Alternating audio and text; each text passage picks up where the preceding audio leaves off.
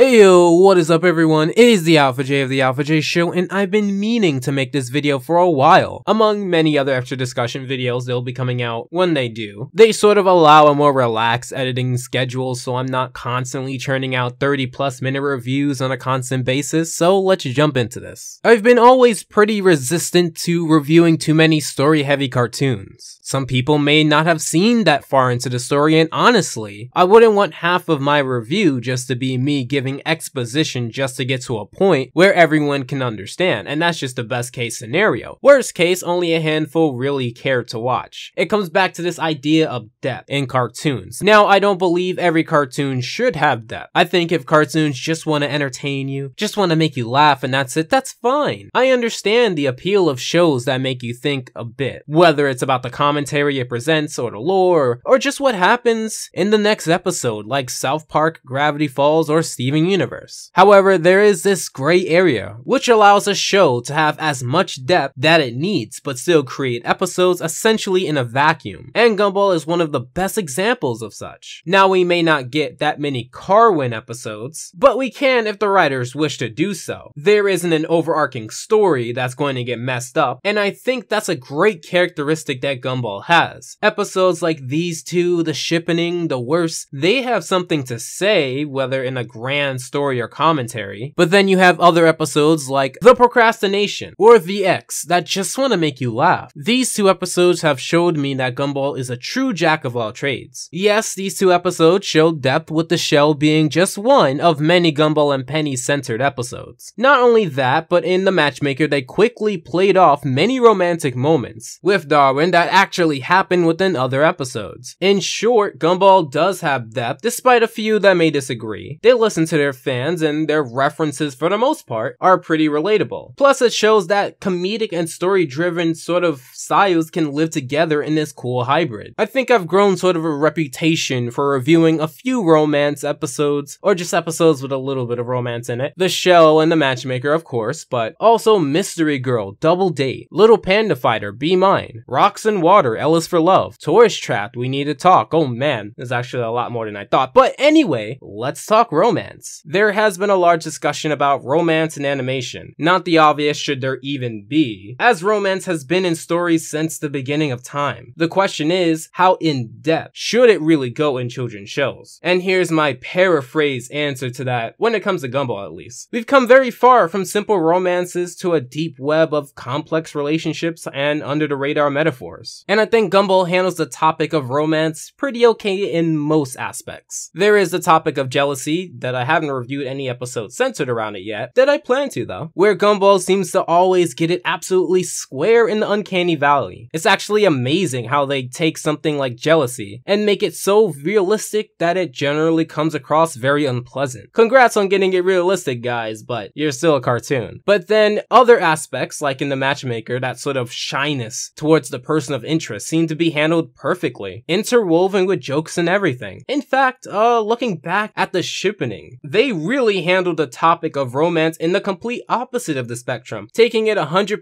comedic, opposed to the way that The Matchmaker handled the topic, which was more serious, and it worked for the shippening as well. I think taking notes from this show when it comes to having light romance that for more or less doesn't matter, unless they want to, thus adding to my depth point from earlier, would be a great idea. Going over to The Shell, however, I do want to say in hindsight, The Shell's take on romance is a lot more approachable. The Shell's take is a lot more relaxed, and it waits towards the end to get super serious, dropping off the comedy. However, to a fan of Gumball, I wouldn't imagine that The Matchmaker would be out of left field. As I said back on my point on depth, episodes can be interconnected, like The Rerun and The Disaster for example, or just in a vacuum, and being objective as possible. The Matchmaker is a very fan-servicey episode, where I can understand if someone was put off by it. If I were to make a list of episodes to show someone completely new to the amazing world of Gumball, The Matchmaker wouldn't and shouldn't be on the top of the list, because the more you know about Gumball, I feel like the better the viewing experience would be watching The Matchmaker.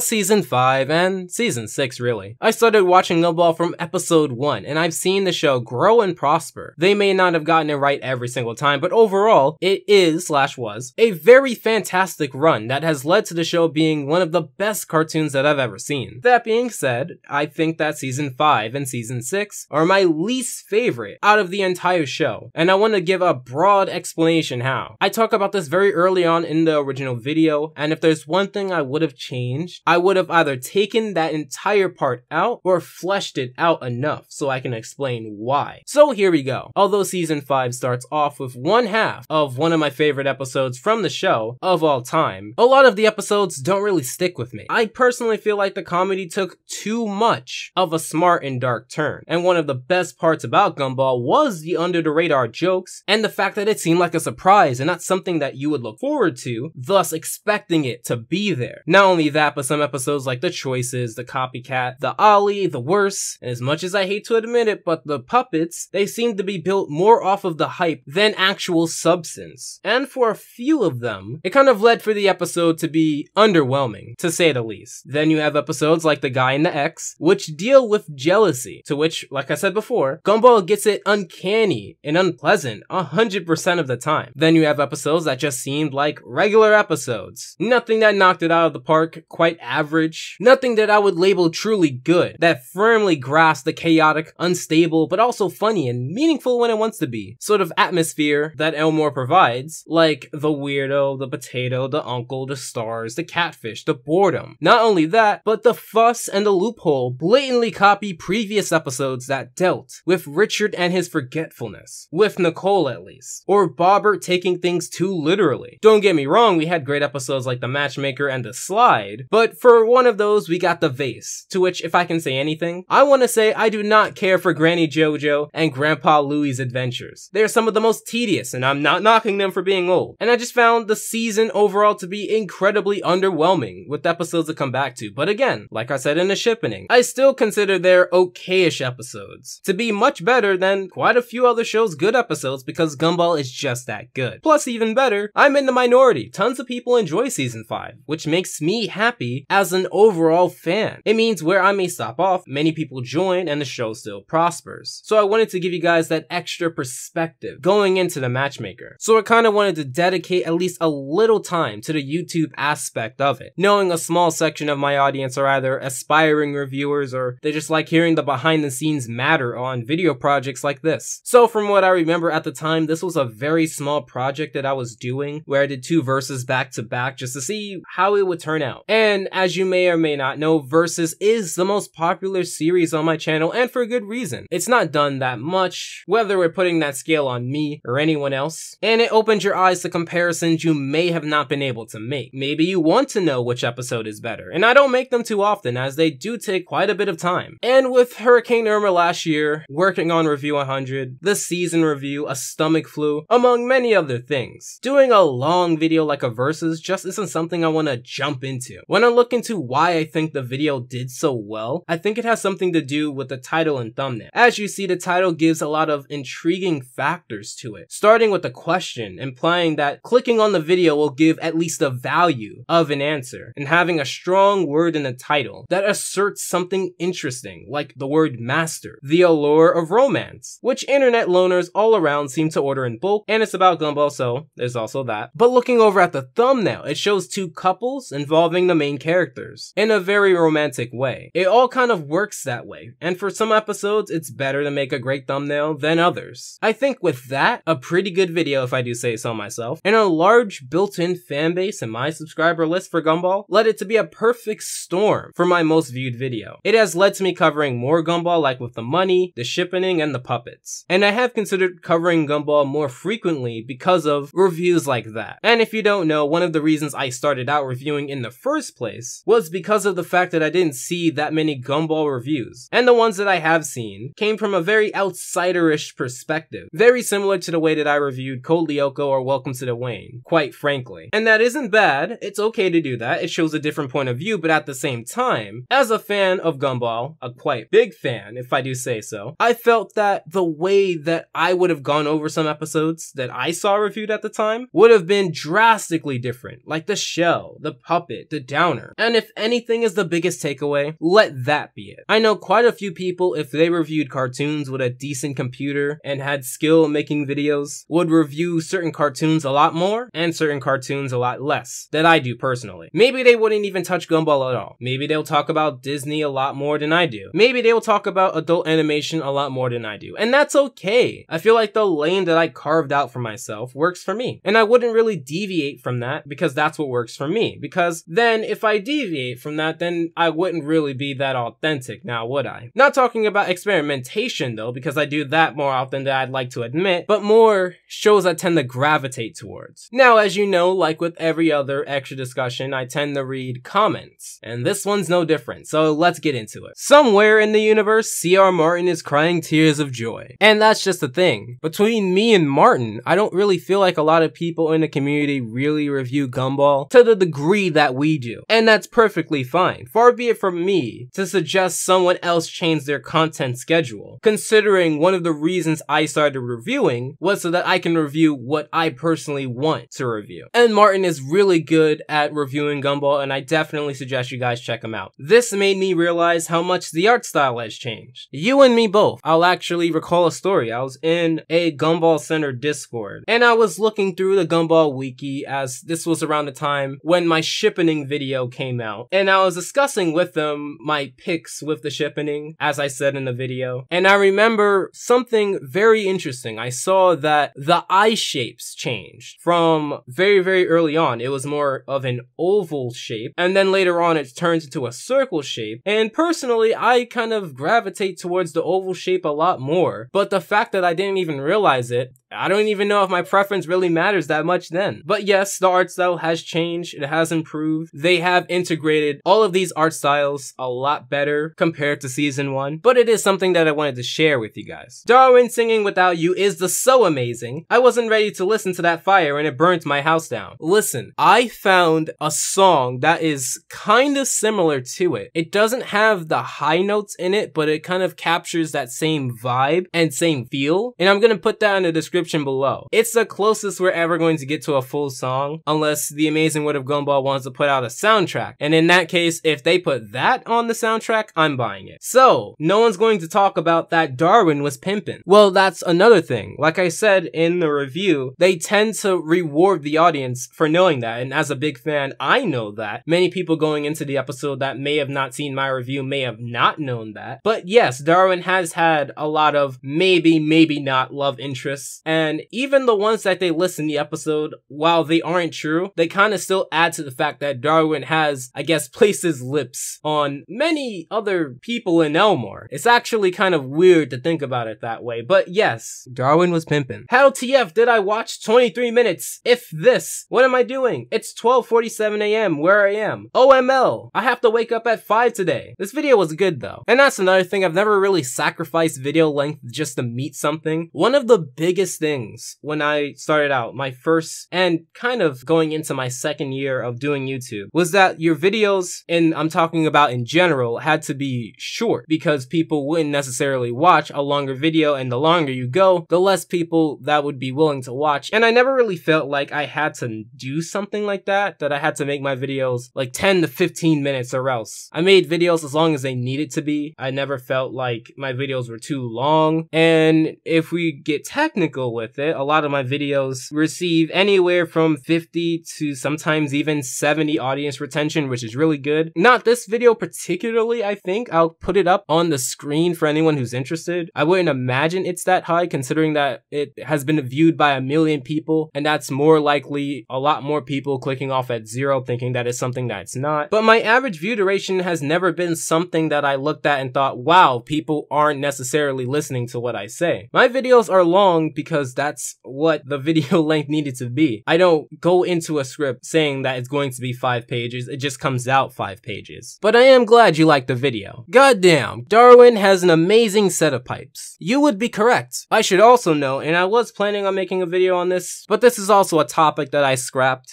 The voice actor for Darwin has changed a lot. And it's not the one time you'd think in one episode where in between the episode, the voice actors change. Although there's another episode that that does that, it isn't necessarily as subtle. That initial time was a lot more blatant. And with this particular voice actor, I feel like he did a pretty okay job. However, it's not my favorite, but I do have to agree. Richard was the choir. Choirs were used in plays to basically sum up what just happened in a scene. Plays like Antigone, Oedipus Rex, and Romeo and Juliet had this or something similar. At least to me knowledge. I do think you're onto something there. That could be a reference. I didn't see at the Wikia put anything there, but that does seem pretty sound. However, my issue with it wasn't the fact that it was out of place. It was just that because it just kept coming up, I feel like they could have dropped that reference for something a little more entertaining, considering that they still want to keep these episodes comedic, because the appeal of Gumball is the fact that it's funny, and that wasn't funny. That was kind of my initial criticism towards Richard. I like the show more as I'm not a fan of Carwin, as he shouldn't, or should have been paired with Rachel in the party, which implied that they loved each other. But the Rachel thing being erased from the show, and her character not being expanded on at all, I'll never like the matchmaker. I do like that Rachel was acknowledged, but it means nothing now. Rachel is a tragic character who's been ruined because of a broken relationship and a mean, bratty personality. Now, I do want to counter that because Rachel was depicted to be older than Tobias, and Tobias and Darwin are around the same age, and I'm only implying that because they're in the same grade. So I don't know how they would have been able to do this, because you essentially would have had Darwin dating up, which it's a morally gray area to say the least. And I guess maybe they could have circumvented that because it's Elmore, they're not necessarily humans, but we still attribute these characters the same way that we do with human beings. So I gotta disagree with you there. I don't think that Rachel would have been the best pairing with Darwin, especially considering at that time Darwin was really just used to bounce off Gumball, and he wasn't necessarily his own character. Whereas here, we're talking season 5 now, Darwin has had his own character-centered episodes. He had the origins, which was a very important character for Darwin, and all of these things sort of come together to create a more complete character for Darwin. And maybe Carrie isn't the best, and maybe Carrie isn't necessarily the best, but Carrie is definitely better than Rachel when it comes to that, at least looking at it from a story perspective. They can always write a way for Rachel and Darwin to be together, but it would also be kind of weird, because then you would also have the Tobias aspect to it, where like you're sort of dating your friend's sister, and considering they already have a relationship with Tobias where they're sort of superior to him and he's self-aware of that, but he chooses to deny that in a sort of meta state, I don't think they wanted to deal with what would have happened there. I think this is much better. And it also allowed Carrie to develop as well. You're very picky though. I am. I'm a very picky person. It kind of happens when you're a big fan of something. I did still enjoy both episodes, but I'll give that to you. Pretty picky. I honestly can't tell what you mean by early Gumball charm, or how that scene was missing it. I think it's just fine. Well, I don't think it's necessarily crazy to say that the writing has changed from season 1 to season 5. They have been a lot more satirical, they have been a lot more dark, and their comedy has been a lot more quote-unquote smart. They do listen to their fans a lot more now, as the show has been this sort of dark horse coming out, but it is very popular now, and to say that it's underrated would be completely ridiculous. It has a lot of fans. But the writing has changed, and the people that they have attracted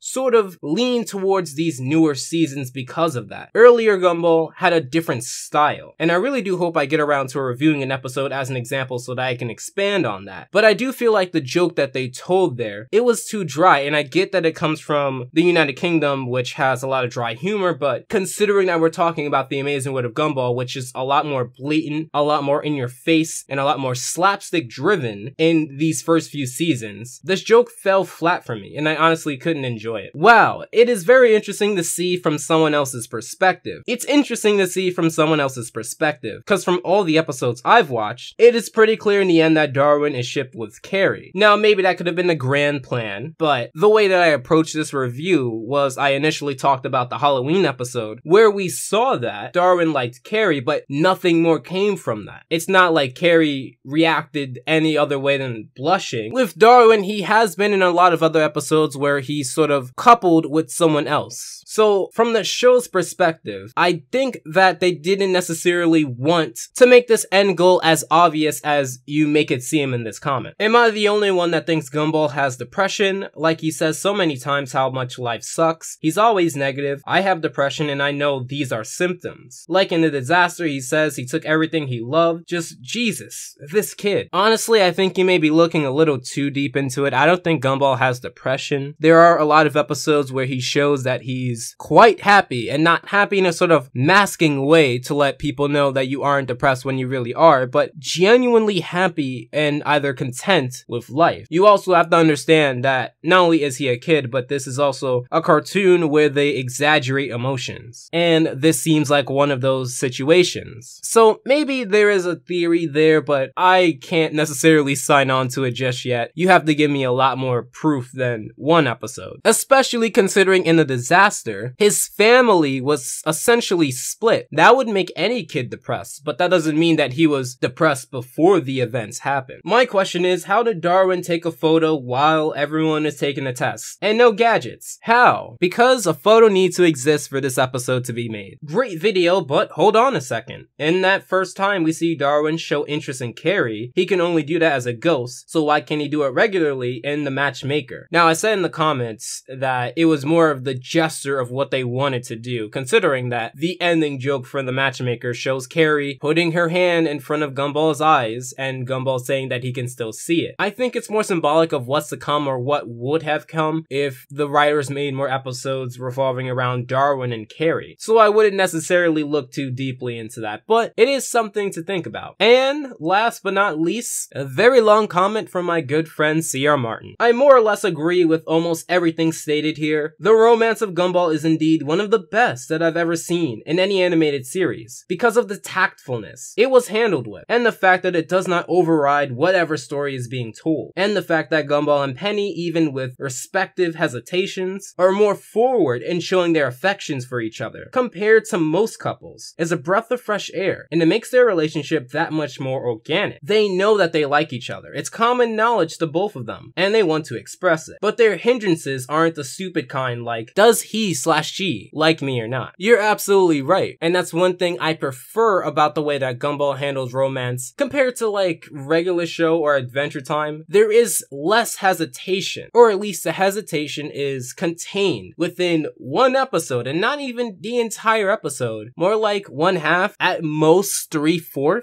Because with The Matchmaker at least, it was acknowledged, the real couple was revealed, and they did it. They made it official, quote unquote. I mean, you could say with The Shell that they were leading up to it, but Gumball sometimes messed it up, and he has messed it up in a few episodes. But that's where the comedy part comes in, because with those episodes, they're funny, and Penny's very forgiving of Gumball because Penny also knows that Gumball has no ill will, no bad intentions. And I think that's what works really well with The Shell. And that is all the comments I wanted to read on this extra discussion. If you have anything you want to say about it, my review, this extra discussion here, leave it in the comments below. I'll make sure to read as many as I can. Until then, thanks to everyone who supported me in the month of June. I promise to read all of your lovely names out on the next review, which will be coming out pretty soon. Until then, make sure to follow me at The Alpha J Show on Twitter, and go into my request video for any other topic you think I should cover. If you really like this video, I highly suggest you check out my entire Gumball playlist for more Gumball, or specifically my Puppets review, or my other extra discussion on Gumball the Sweaters. Make sure to subscribe, and I'll talk to you guys next time.